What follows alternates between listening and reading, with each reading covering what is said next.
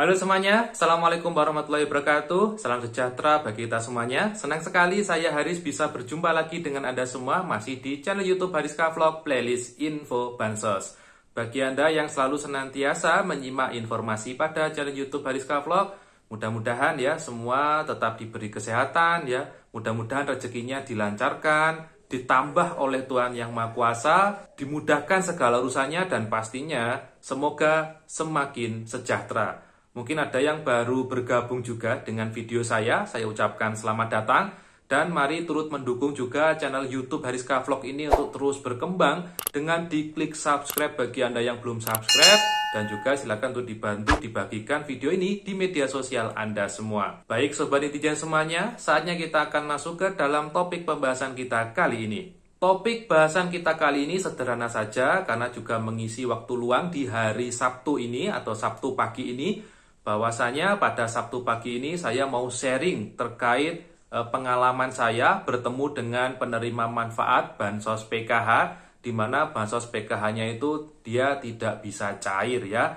Setelah kami cek ternyata ada hal yang juga cukup mengejutkan saya ya. Padahal dia datanya sesuai data dia itu tidak ada masalah. Seperti data KTP, KKS, buku tabungannya itu sama, NIK-nya juga sama ya. Anaknya juga terdata di Dapodik.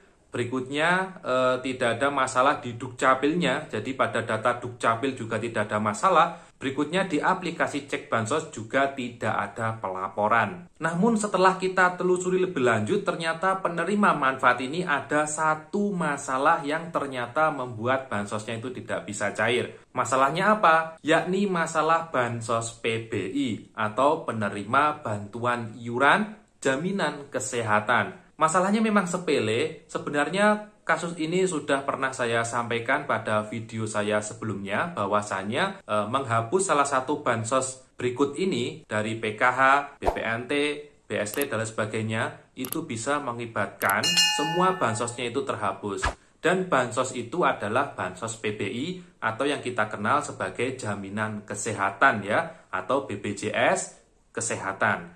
Bagi penerima manfaat, baik bansos PKH, BPNT, atau keluarga tidak mampu, sesuai dengan peraturannya memang ada bantuan pada mereka, yakni bantuan jaminan kesehatan atau PBI, atau yang kita kenal sebagai penerima bantuan iuran.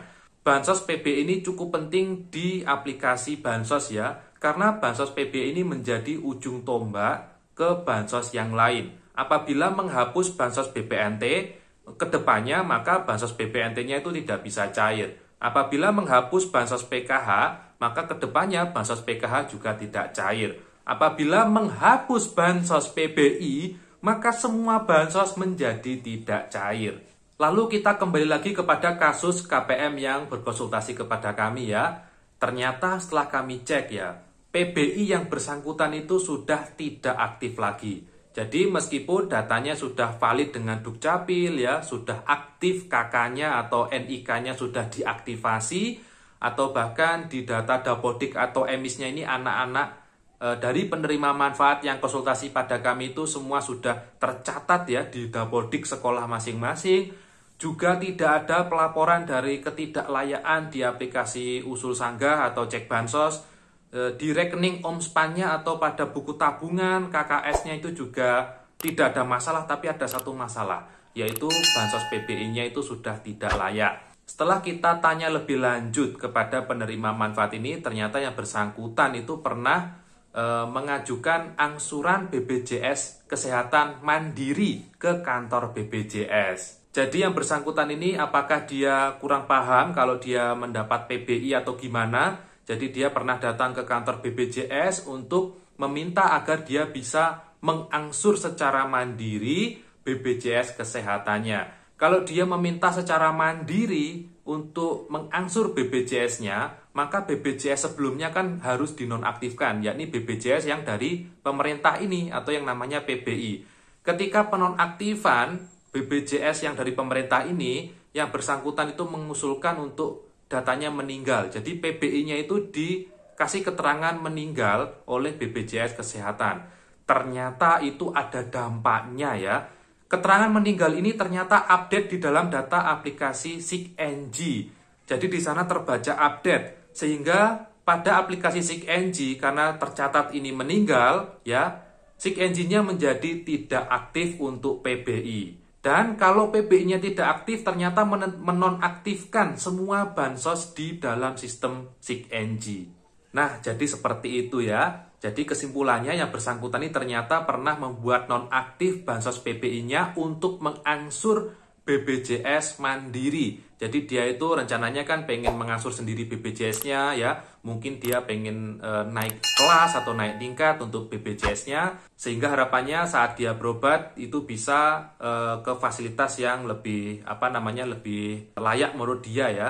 Tapi ternyata di sini dia menonaktifkan bansos PBI. Dan tidak sangka-sangka bansos PBI-nya menjadi tidak aktif di dalam aplikasi SIG-NG. Dan ketika bansos PBI-nya tidak aktif, maka menonaktifkan ya semua bansos yang ada, baik PKH, BPNT, BST, dan lain sebagainya apabila dia dapat PKH dan lain sebagainya. Sehingga saat pencairan pada bulan April ini, karena memang bulan April ini banyak sekali kebutuhan yang perlu dipenuhi untuk menjelang hari raya ya. Dan ada info di tetangga-tetangganya bahwasanya sudah pada cair bansosnya, juga ada yang menambah, ada dapat BLT dan lain sebagainya. Nah, yang bersangkutan itu karena semua sudah nonaktif bansosnya, ya dia tidak dapat apa-apa. PKH-nya tidak dapat, BPNT-nya tidak dapat, BLT minyak gorengnya juga tidak dapat. Karena sudah terbaca nonaktif di dalam sistem bansos. Nah, kalau sudah seperti itu bagaimana? Nah, ini lumayan repot juga ya, karena kami di sini selaku SDM PKH, sehingga informasi yang bisa kami sampaikan adalah terkait dari PKH-nya ya. Terkait BPJS-nya itu bagaimana, yaitu mungkin ada kebijakan tersendiri di BPJS, tapi mungkin ada solusi yang bisa ditempuh ya. Solusi ini hasil hasil konsultasi saya dengan supervisinya SIG-NG di daerah kami. Jadi mungkin solusi yang bisa ditempuh oleh penerima manfaat ini yakni dicoba diusulkan baru di dalam data atau aplikasi SIG-NG ya. Harapannya apa? Harapannya nanti kalau usul baru ketika dia mungkin diterima di dalam data DTKS ya, diterima kembali gitu ya. Nah, nanti kalau ada penambahan PKH atau BPNT, harapannya yang bersangkutan itu bisa terjaring kembali. Namun ya itu yang bisa dilakukan sampai saat ini ya, yakni usul baru di dalam data SIG-NG. Entah nanti bansosnya akan diterima atau tidak, ya itu yang menentukan bukan dari bawah ya, bukan dari kabupaten, bukan dari desa atau kecamatan. Itu nanti adalah keputusan Kemensos dengan Pusdatin ya. Jadi nanti biarkan sistem yang membaca dan nanti juga akan dicek secara NIK ya. NIK-nya itu nanti kira-kira layak apa tidak ya, atau bagaimana. Karena kita hanya bisa mengusulkan, keterima atau tidaknya nanti dia menjadi peserta bansos, yaitu nanti urusan belakangan ya. Yang penting kita sudah berusaha. Nah, Sobat Netizen semuanya, ini merupakan pembelajaran khususnya bagi Anda penerima bansos. Jadi pelajaran apa yang bisa dipetik dari kasus ini? Apabila Anda mengalami masalah terkait bansos Anda, jangan sampai langsung bertindak sendiri ya. Anda misal bansos PKH-nya yang bermasalah, silakan Anda konsultasi dulu atau minta pendapat dulu di pendamping PKH Anda. Mungkin nanti dari pendamping bisa membantu mendampingi atau memberikan solusi atau bagaimana ya. Jangan sampai berjalan sendiri ya. Nanti kalau berjalan sendiri dikhawatirkan nanti malah menonaktifkan bansos yang ada ya. Semisal ada KPM yang mungkin kartunya sempat tertelan dan ingin memblokir kartu, dia datang sendiri ke bank dan ternyata pemblokiran kartunya itu malah memblokir bansosnya dia. Nah, itu juga akan bermasalah. Maka dari itu kalau Anda memiliki masalah seperti ATM tertelan, PIN salah ya, Anda ingin mengajukan BPJS dan itu ada kaitannya dengan bansos PKH, maka silakan konsultasi ke pendamping PKH Anda. Apabila ada masalah terkait BPNT, silakan konsultasi ke pendamping BPNT Anda. Jadi biar tidak salah kamar ya. PKH ya ke pendamping PKH, BPNT ya ke pendamping BPNT. Baik Sobat Netizen, mungkin itu informasi yang bisa saya sampaikan pada kesempatan hari Sabtu ini, tanggal 30 April ya. Semoga informasinya bermanfaat. Ketemu lagi dengan saya Haris di video saya berikutnya. Mohon maaf kalau ada kesalahan kata dan ucap, dan wassalamualaikum warahmatullahi wabarakatuh.